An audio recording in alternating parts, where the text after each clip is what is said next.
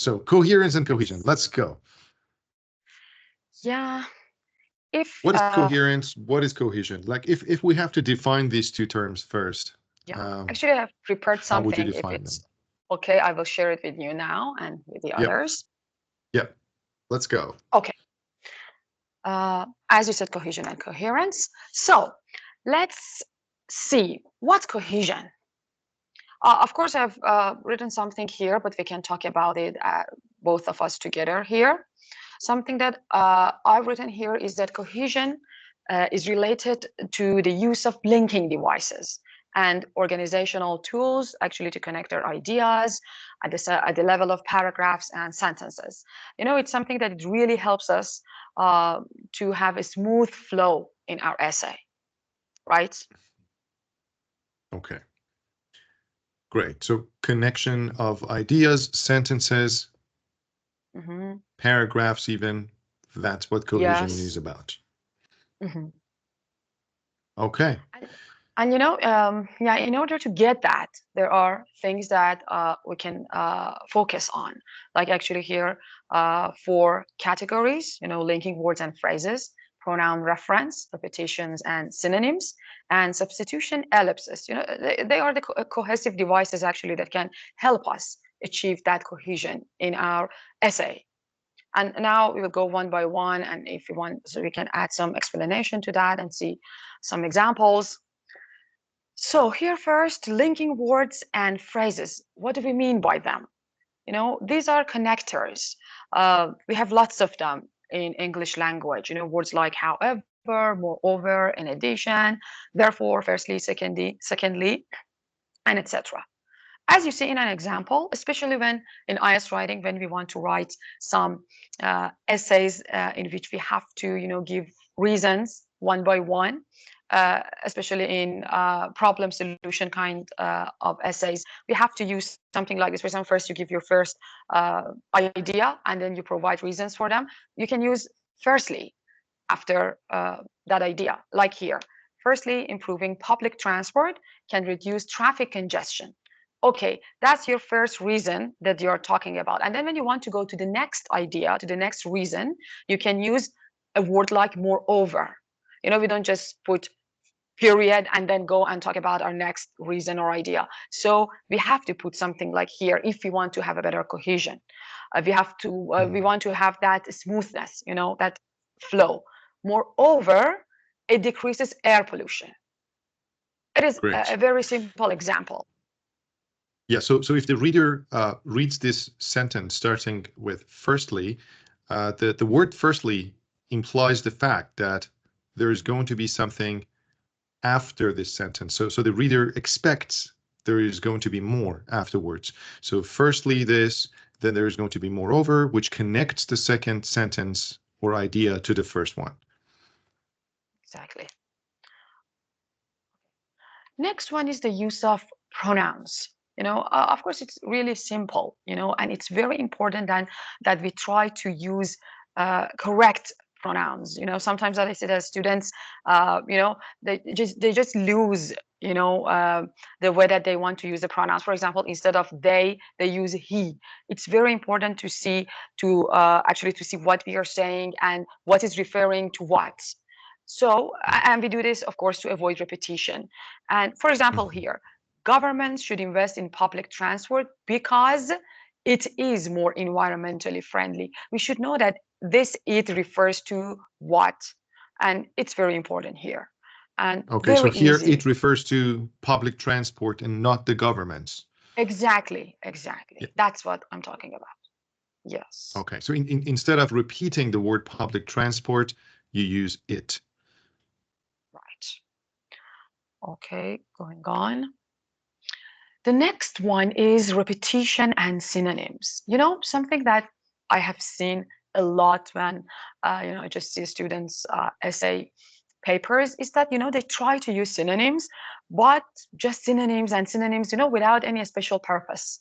It doesn't mean when we say repetition and synonyms, okay, we want to avoid repetition, we want to use synonyms, but not haphazardly, in any way that we want. There should be a purpose. As I have written here, the using of the synonyms or repeating the key terms, of course, it should be for the purpose of consistency and variety, not just putting them there. Mhm. Here, we say that the primary issue is pollution. Okay, then this environmental problem affects millions. Instead of again saying that, okay, this just only this or the pollution again, we can just use this phrase, this environmental problem. It doesn't need actually to be an exact word synonym for pollution. It can be Okay. something like this. And Great. again, So the main idea here is not adding variety of synonyms and vocabulary. Here we are focusing on the connection between the two exactly. sentences. And in this example, the two sentences are connected in a way that you avoid repeating the word pollution. So that's just for everybody to understand why we are talking about repetition and synonyms here. This is not a lexical resource or vocabulary. This is strictly about cohesion and connection of ideas. But sometimes when you are connecting two sentences in order to say the second sentence is related to the first, you want to repeat part of the first sentence. But if you use synonyms, you can avoid that repetition, like in this example. That was my point. Thank you. Yes. Okay. Uh, then the next ones are substitution and ellipsis. Let's see what we mean by them.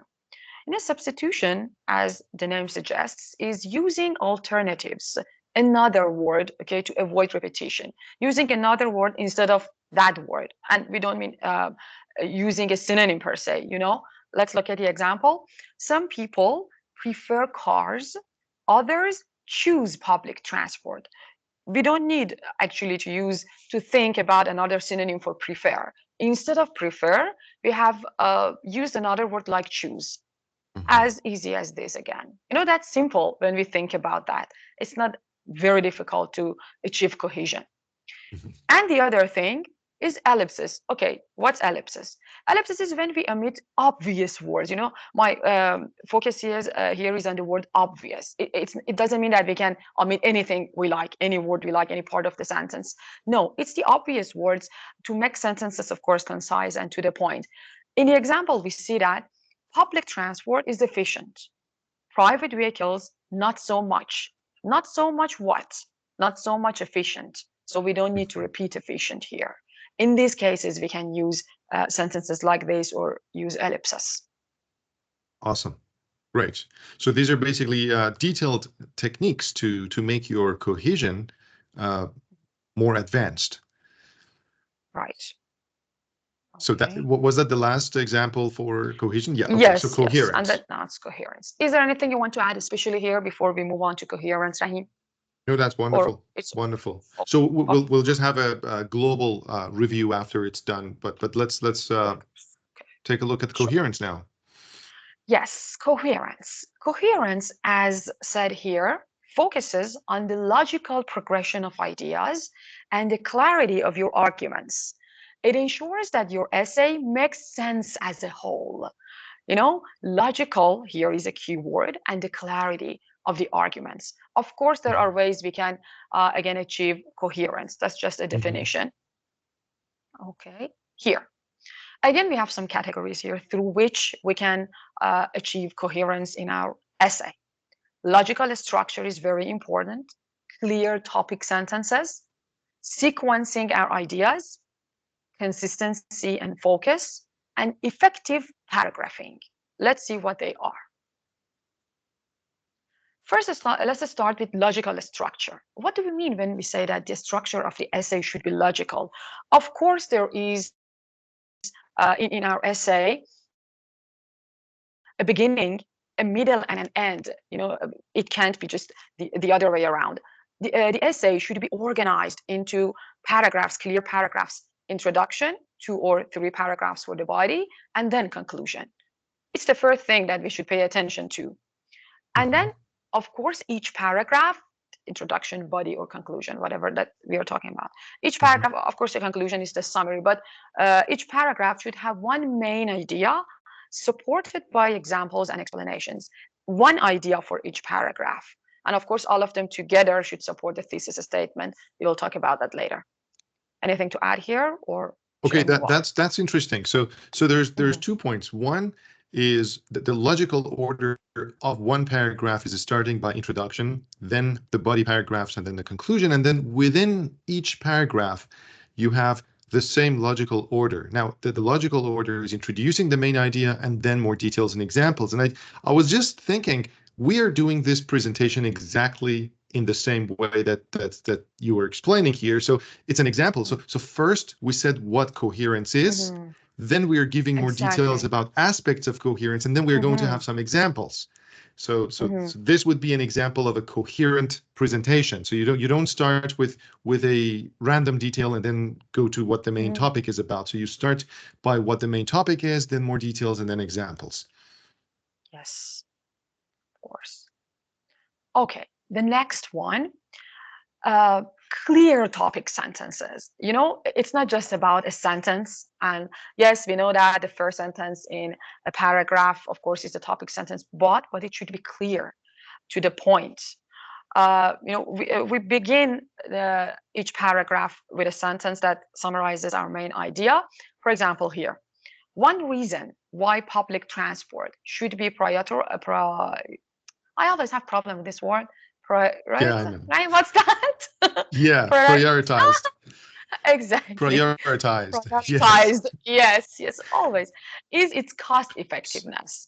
Yeah. So this sentence is about, as we can see, it clearly is talking about the cost effectiveness. We know that after this, we are going to provide example for the cost effectiveness of public Mhm. transport. That is a clear topic sentence. Yeah. We can't just say one reason is that, is what. Mhm. It should be clear. Okay. Sequencing our ideas. Again, a part that I see a lot of students have problems with. It's very important that we can we are able to arrange our points logically, moving from general to specific or vice versa. In any order that we want to talk about our reasons, the sequence, actually, there should be sequence markers, and the ideas should be sequenced clearly, again, in a way that when the examiner is reading, he or she should be able to understand. He or she should not be confused when reading our paragraph, our sentences. Everything should be smoothly written there. Okay, we can Mhm. use firstly, secondly, finally. And firstly should be the first reason, secondly the second reason. We should be very really careful not to mention something actually related to the first reason in the secondly part. No, that's over in firstly, then go to secondly, and then finally. That's very Okay. important in my idea. So here, there's a little detail here because just a couple minutes ago, people saw that we used the same example, firstly, secondly, or moreover, Mm, to show yeah. cohesion. I just want to mention here that this firstly, secondly, finally focuses on the sequence of ideas or Mm, sentences, which one comes first, which one goes after, and then after that. Whereas when we were giving the same example in cohesion part, we weren't concerned with which is first, which is next. We were just concerned with them being glued together, connected with each other. So the focus over there was the connection. The focus here is the sequence. Which one is sequence, first? yes, Which one is second? Which one is third? certainly. Okay. The next one is consistency and focus, which means staying on our topic throughout the essay. We don't need to add some unrelated ideas. If the topic is about, for example, just public transportation, we don't need to add something unrelated and talking about some other problems that the government has, in transportation system. It's just about public transportation. We should be really actually careful about this, not to get off topic, you know, just to be consistent and all the time checking that, okay, everything is related. So not only will this hurt your coherence, but also the task response, which was the topic of the Mm, previous talk. So if you go off 100%. topic, you're basically not answering the question that you should be Mm, answering. It is also hurting your coherence. Yeah. exactly. Okay, and then effective paragraphing is that our paragraphs, of course, at the same time that they have their own main idea, they should connect to the thesis statement stated in the introduction. And all of them together should contribute to the overall argument of the essay. You know, together, all of them are talking about one topic. And that's very important. Every paragraph, it's not just there for its own sake. You know, all of them are for the whole writing sake. And that's, I think, the final point. Yeah. Here we have just an example. If there is something Okay. you want to add. No, let's go over the example. Okay. Yes. This is actually a paragraph which lacks cohesion and coherence. And the topic just is as written up there, traffic congestion, causes, effects, and solutions. So we can just talk about this and say why it lacks cohesion and coherence. Okay. Okay, let me read it. Traffic congestion is a problem. Cars are everywhere. Public transport is also a thing. People can use buses and trains. The government should do something about traffic. Sometimes roads are blocked and people are late. Pollution is bad too. Traffic is not good for the environment. Building more roads could help, but it's expensive. Cities are busy. Some people walk or ride bikes instead. Pollution causes health problems.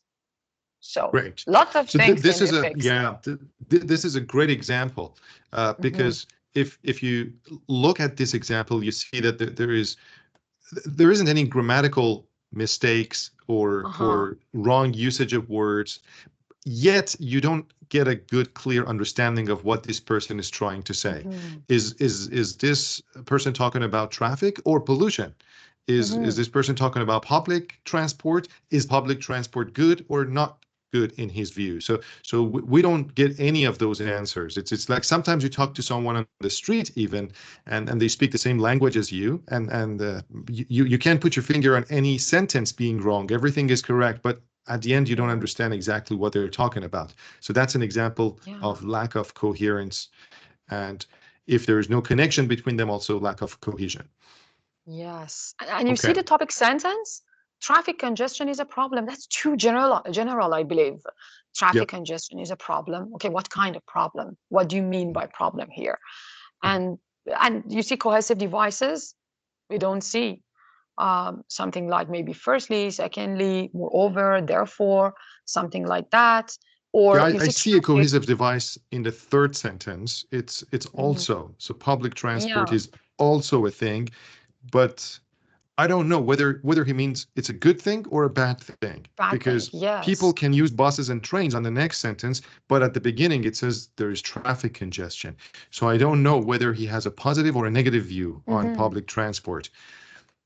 Yes. And So the you repetition. do see some cohesive devices like also like to in Mm-hmm. line 4, pollution is bad too. So this Hmm. to is basically a cohesive device connecting this to the previous sentence, but they're two different issues, like roads Hmm. being blocked and pollution. So this cohesive device does exist, but Hmm. it's not considered good cohesion because it's connecting to irrelevant ideas. Yes, of course. And you see repetition with no purpose. Traffic, traffic, traffic, pollution. These are key terms, but okay, why are they repeated this much? Okay. And right, it's just we can get what the idea is. No flow of the ideas. Now let's see a good paragraph, which is this one. Same idea, same topic. Same topic, yes. Okay, Now same again topic. the Now previous one, improved yes. coherence. Okay, And cohesion. You see the topic sentence, traffic congestion is a significant issue in many cities, causing delays and contributing to environmental pollution. That's much better now. Even the first sentence, it's no confusion.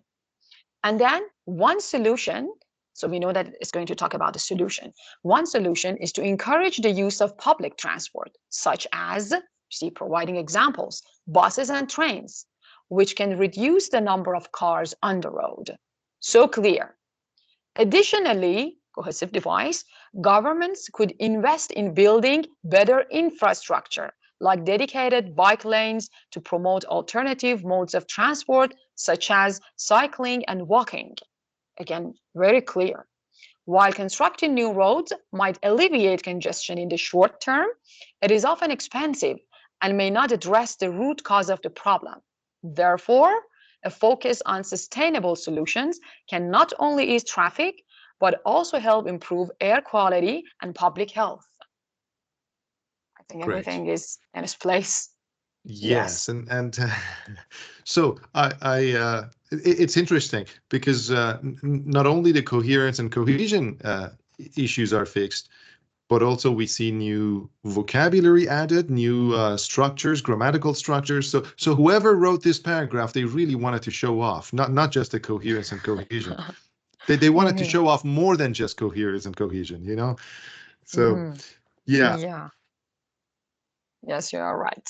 And Naeem, something that I want to add at the end to my part is that, when I look at this, we can say that, if we want to use an analogy, uh, coherence can be, if we consider a puzzle, okay, a Mhm. jigsaw puzzle, I mean, coherence can be that image at the end, which is created, okay, and we can see a clear image if the puzzle pieces, are put together, if they are actually if they are fit, and but cohesion is actually the puzzle pieces that if they can be fit together, stuck together, glued together smoothly, so the image won't be clear. And even if the quality is great, okay, of the pieces, but if they are not put together in a correct way, Mhm. uh, the image will be messy and Yeah. incomplete. And I Yep. think that's it. Great. Is this the last page of your Yes, presentation? yes, Okay, awesome. That's yes, great. So yes.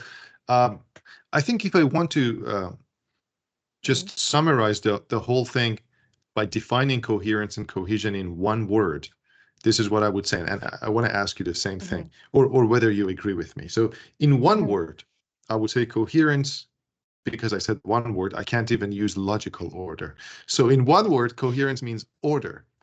mhm, That's it. So order. Is it the correct order or not? Like the puzzle pieces. Did you have the pieces in the mhm, correct place or not? So one word, coherence is order, and cohesion is connection. Are they connected to each other or are they just scattered around? If, even though they might be in correct places. So order and connection. What would you say? Yeah, in one word, would totally you say the agree. same thing? Yeah? Yes, totally Okay. agree. Yes, the best Awesome. words. So we started a tradition last time, looking at the band descriptors from Oh, Cambridge yeah. to Yes, analyze yes. what you need to do in task response, coherence and cohesion, or other criteria in order to get a certain band score. So let me go ahead and share my screen now, and you can see if I start it. Can you see my screen? Uh, it is, yes, being loaded. Yes, yes. Now I can see, but um, you need to zoom, please. Okay, will do.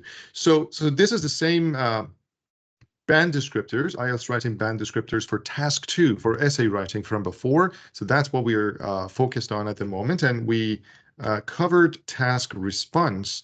And now we're going to Hmm. look at coherence and cohesion. And the first 3 rows are basically 9, 8, and 7 band scores in order. So the first one, in order to get a band score of 9 in this criterion, coherence and cohesion, it describes it this way. So the candidate uses cohesion in such a way that it attracts no attention. Now, let me just add something here, or just tell you something new, because when you get a 9, it's a given. So by default, you have cohesion, but you can get an 8 with good cohesion, you can get 7 with good cohesion. But what's the difference between an 8 and a 9? A 9 uses cohesion in a way that it attracts no attention, meaning this candidate is not overusing cohesive devices. So you see, Hmm. sometimes you teach cohesive devices to your students, they fall in love with them and they use them every other word. So Yes. using cohesive devices too much is a bad thing. So you want to use them, but you don't want to attract any attention. You don't want to show the examiner that you are using them. You just want to have a natural flow of usage rather than attracting attention to, hey, look here, I just used a cohesive device. The next one is skillfully manages paragraphing, which is basically everything you described for coherence. So I know maybe this description seems a bit vague for band score of 9, but when we look at 8 and 7, you probably realize why that is. So for 8, sequences information and ideas logically. That's exactly the definition of coherence. You put them in the right order, you put them in the right sequence logically. Manages all aspects of cohesion well, and different aspects of cohesion, exactly what you explained and with tons of examples, and uses paragraphing sufficiently and appropriately. So again, this is sufficient, not skillful. So the difference between an 8 and a 9 is an 8 uses all aspects of cohesion, 9 uses all aspects of cohesion without attracting any attention. So that's the very tiny detail between them. And using paragraphing sufficiently versus using paragraphing skillfully. So these two are very, very close, 8 and 9. Now you will see some meaningful difference when we go down to band score 7. And so this candidate logically organizes information and ideas. There's clear progression throughout. And uses a range of cohesive devices appropriately. So a range of them appropriately, maybe not all of them. So you see here, manages all aspects of cohesion well. That's an 8. But for a 7, you just use a range of cohesive devices, maybe not all aspects. Although there may be some under or overuse. So if there are some apparent underuse of cohesive devices or overuse, both of them will be penalized, meaning that you're not going to get the perfect score. You will get a 7 in this case, and presents a clear central point within each paragraph. That's the main idea of having a topic sentence and then developing it using details and examples, but one central topic. So you are going to lose marks if you try to have more than one central topic in one paragraph. So one reason people can't get a 7 and they fall below 7, like 6 or a 5 in coherence and cohesion, is they try to include too much in one paragraph. They try to basically develop more than one central idea. So they have more than one central idea, more than one central topic. So that's a very big issue. And then I think everybody can refer to this document in the future. It's easily publicly available online, but I just want to scroll all the way down now to 1 and 0, and you will see if you have very little control of organizational features, like the example we saw at the beginning, probably, not at the beginning, like at the end of your presentation, and that's a 2, fails to communicate any message. There's no communication, that would be a 1. And finally, the 0 for all of them. Again, to repeat what a 0 means is you do not attend or you do not attempt the task in any way or write a totally memorized response. So one more time, it's just a warning. Don't memorize your writing. Yes. Okay. So back up to the first 3, 9, 8, and 7. Anything you want to add here, or any questions you think students might have? Just about band 9 actually is when I read some samples band 9, you see that everything is natural, and Yes. achieving that level of naturalness really needs lots and lots of practice. Yeah. It's not just something that can be taught, just like this. And you have to have lots of practice and great level of language knowledge, Exactly. And then, okay, yes, you can use these devices and everything to create that naturalness. Yes. Band 9 is, I don't know, godlike, It's only if English writing is your second nature. Yes. Yes. It's basically, that's right. That's right. Like you can still write for prestigious journals and everything and still not be at that level. Like you can have coherence, you can have cohesion, but not natural. So in order to find something really natural at that level, it's rare. It's rare to find someone who writes at that level. That's my Yeah, point. Yes. Yes, that's true. right. That's correct.